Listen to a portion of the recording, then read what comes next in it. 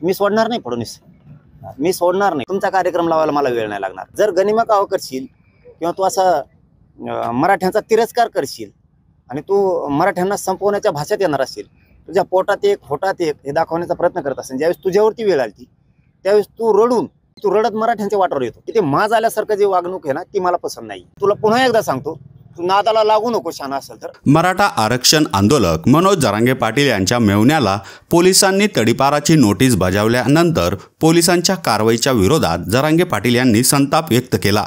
ही कारवाई मुख्यमंत्री देवेंद्र फडणवीस यांचे षडयंत्र असल्याचा आरोप जरांगे पाटील यांनी केला। जरांगे पाटील म्हणाले की तुम्ही अंतरवालीतील आंदोलकांना जर नोटीस देणार असाल, तुम्ही त्यांच्या पाठीमागे असे लागणार असेल तर मी सोडणार नाही फडणवीस। तुम्ही जर मराठ्यांना वेठीत धरायचं काम केलं तर तुमचा कार्यक्रम लावायला मला वेळ लागणार नसल्याचाही इशारा त्यांनी दिला। देवेंद्र फडणवीसांनी चूक सुधारावी, त्यांनी दिलेल्या नोटिसा मागे घ्याव्यात असा गर्भित इशाराही मनोज जरांगे यांनी दिला। 9 आंदोलकांना तडीपारीची नोटीस दिली, म्हणजे कसं बघताय आता, म्हणजे नेमकी ह्या काळात होण्याचं काय कारण असं पडेल?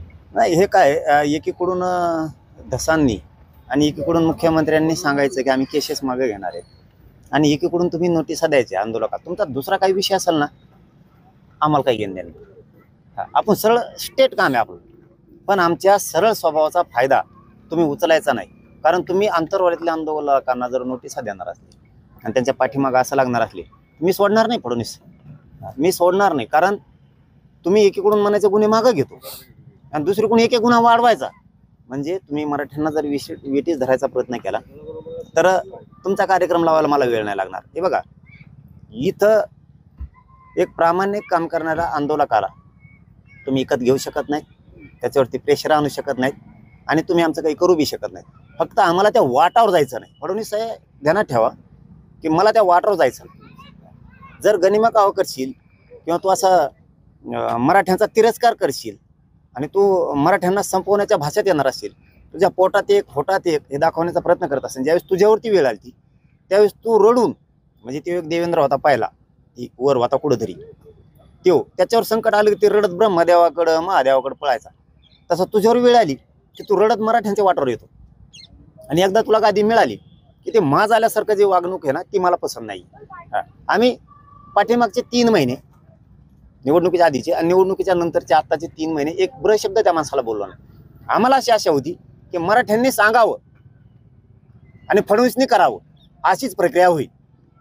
ही आमची भोडी भावना आहे गरिबांची, पण गरिबांच्या लेकराच्या भवितव्याशी खेळायला लागला आरक्षणामुळं। पुन्हा केसेस कमी करायच्या सोडून ते वाढवायला लागला। म्हणजे तू एवढं दूध खोळं आम्हाला समजू नको आणि चॅलेंज द्यायचा तो विषय सोडच। पण तुला पुन्हा एकदा सांगतो, तू नादाला लागू नको शाना असेल तर। कारण मला काय समाजापेक्षा पुढं कळत नाही आणि या समाजाच्या जर ध्यानात आलं की तू गोड बोलून डाव टाकायला लागला मराठ्यांची पोरं संपायची, तर हेच मराठ्यांची पोरं तुला रस्त्याने सुद्धा नाही फिरून द्यायची।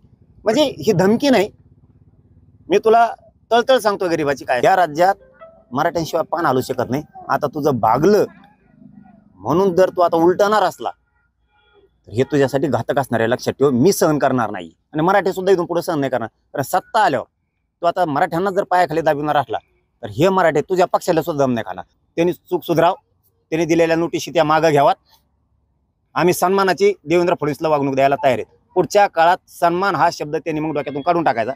या व्हिडिओवर तुम्हाला काय वाटतं ते कमेंट बॉक्समध्ये नक्की लिहा।